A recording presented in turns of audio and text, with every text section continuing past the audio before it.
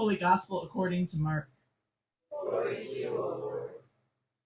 And going a little farther, he threw himself on the ground and prayed, if it were possible, the hour might pass from him. He said, Abba, for you all things are possible. Remove this cup from me, yet not what I want, but what you want. The Gospel of the Lord. Praise to you, O Christ. You may be seated.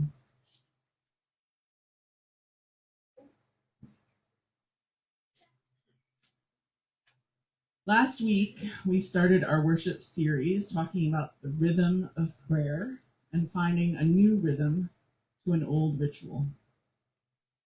Prayer beads are actually a very old ritual, as I shared, even if they might be new to us personally. If you read the announcement about making prayer beads, a couple weeks ago plus, it included this fact. The modern English word bead is derived from the Anglo-Saxon word bide, which means prayer. The use of praying with beads is older than the development of the English language, which I think is pretty incredible. One of my favorite pastor blogs, called Wholehearted Wisdom by Reverend Callie Swanland, happened to write about ritual recently, and she said this: a ritual is anything that calls attention to the sacredness of a moment. It's something that deepens our awareness and invites our presence. It may be the way you make your morning coffee, or your weekly call to your grandmother. It may be walking through the rooms of the house you're moving out of and naming your favorite memories of each space. Perhaps it's the last day of school ice cream outing, or the prayer you pray before your flight takes off. She always ends her blog with some simple questions, creating a moment to pause and reflect. And her questions were, what is a ritual that's meaningful to you? And how might you use ritual to experience the extraordinary in the ordinary? So this morning I want to take a minute and share with someone near you a ritual that you do that's important to you. It doesn't have to be a church or a prayer ritual. It can be anything at all. Something that helps you to be present and find the sacred in what might be an ordinary moment. Go ahead and do that.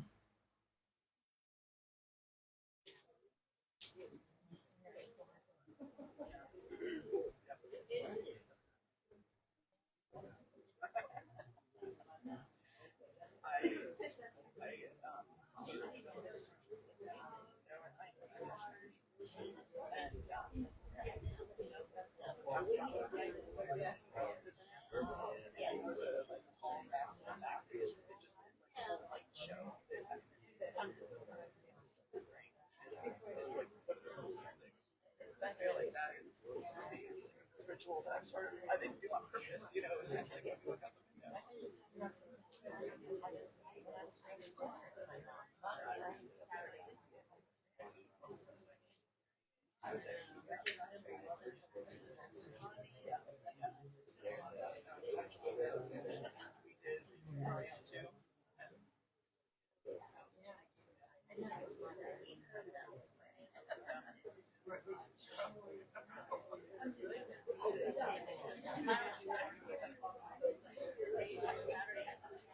You know what our ritual is?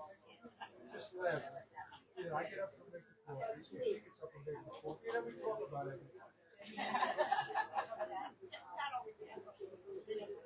And laugh. I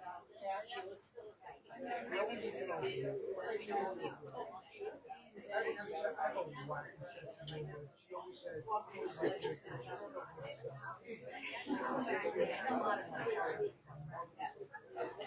that idea that no one's stop and make me laugh.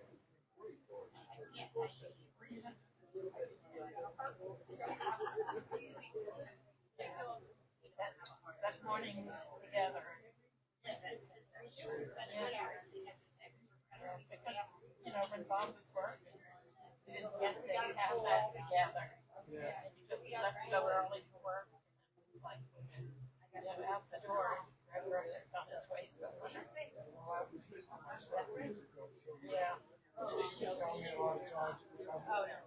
7 o'clock in the morning. Why do you eat it so early? Because I want to just take my time. I don't want to be rushing. Yeah, you don't want to be rushed.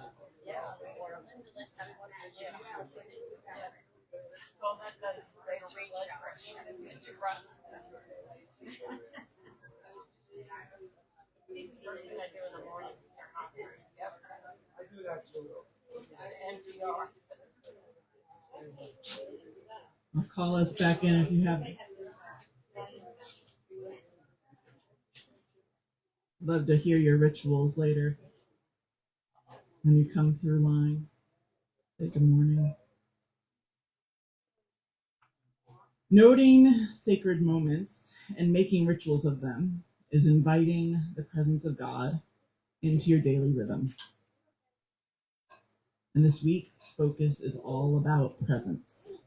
The presence of God in your life, being present and aware of how you connect with God, finding God in the tangible beads that you hold, knowing that God is as present as those beads. Seeing where God is present in our lives allows us to be more connected. And there's this fun term, many of you have probably heard of it, God winks. Like a little nod and appreciation that God was present with you in a certain moment. And instead of a coincidence, it's a God wink. It's acknowledging God is present and then pausing for a moment when it happens. Acknowledging God's presence makes us turn toward awe and gratitude and wonder and generosity and love just a little easier. And I think all of these things become more natural for us because when they happen, we pause and recognize God's presence in the ordinary where we might not have before. When we practice prayer, we become more in tune with God's presence too. And as we become more in tune, we then develop a closer sense of connection to God around us, working through us, and within others and creation as well. And for some of us, having a close relationship with God or recognizing God's presence isn't always as easy or as natural. And as we move through this series, I hope prayer becomes a way that you feel your relationship with God deepen. This week's focus on the first line of the Lord's Prayer, Our Father who art in heaven, is something familiar to us. And although we typically say Father, the original word was Abba. And the sermon prep resources that were written by Dr. Sharon Fenema provide this excellent history and explanation of Jesus addressing Abba God. And so instead of trying to paraphrase it, I wanted to share it with you directly. Some of it might sound familiar. Abba is the Aramaic name for God that Jesus used in teaching the disciples to pray. To use this intimate term, referring to God as family, was a radical idea in Jesus' day. Relationship was central to Jesus' teaching, and what he passed on to us is that we are as close to the divine as a parent and child. Most of what we have come to know as the New Testament or Christian scriptures came to us from sources written primarily in Greek. At the time of Jesus and the centuries after, Greek was the language of the educated and the informed. Books were written in Greek, history was recorded in Greek, but in a few places in these stories about Jesus, Aramaic words snuck in. Aramaic was the common language of folks like Jesus and his family, the working poor, the underclass, the ordinary ones. The Aramaic word Abba seems to have persisted in the Gospels and in the book of Romans, at least in part, because there is no Greek equivalent. Something was being articulated in the words from below that the elite vocabulary literally couldn't say. Abba couldn't be easily translated in those first centuries anymore now than it can be now, even though we try. The word Abba is about intimacy. It was one of the most intimate terms one could possibly call a father. And it's not one that you grow out of as you get older, like daddy. A term of endearment, an expression of closeness, like beloved or dear one or my heart. Jesus was part of a lineage of prayers who respected the divine name so much they often would not say it out loud. And here he was, speaking to God with such intimacy and closeness, it's untranslatable. In these few moments where we witness a part of Jesus' prayer practice, the vast mystery of the divine becomes at the same time a presence as near to us as our closest kin. Maybe one thing that Jesus' use of Abba in prayer can teach us is that the way we name God in our prayers reveals something about the character of relationship we have with God. Or put another way, how we name God in prayer shapes the kind of relationship that we have with God. And Jesus didn't just use one way of talking about God either. Through the Gospels, there are many different instructions for how to pray, and they involve lots of different ways to name God. So with the goal of drawing close to God's presence and finding names for God that deepen your connection and relationship to God, we get to pray different names this week for God as our practice. You never know. Maybe these prayers will help you find a new ritual that helps you connect to the sacred in a whole new way. So I invite you, if you have your prayer beads, and if you don't, you can pretend you're holding them or reach your arms up or pray whatever way is comfortable for you.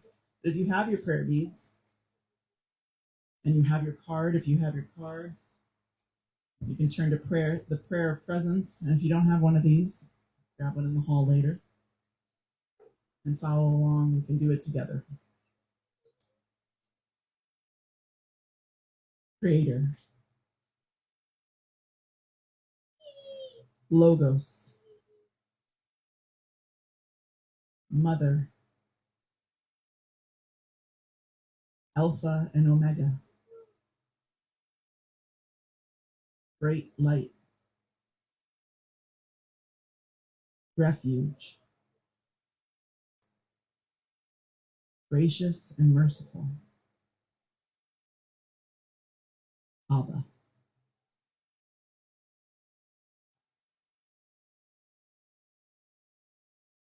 And the prayer cards actually give you little descriptions of where in the Bible those different names for God are found. So you can look them up and enjoy them and really reflect on them. I hope this week that you feel God's presence as you pray.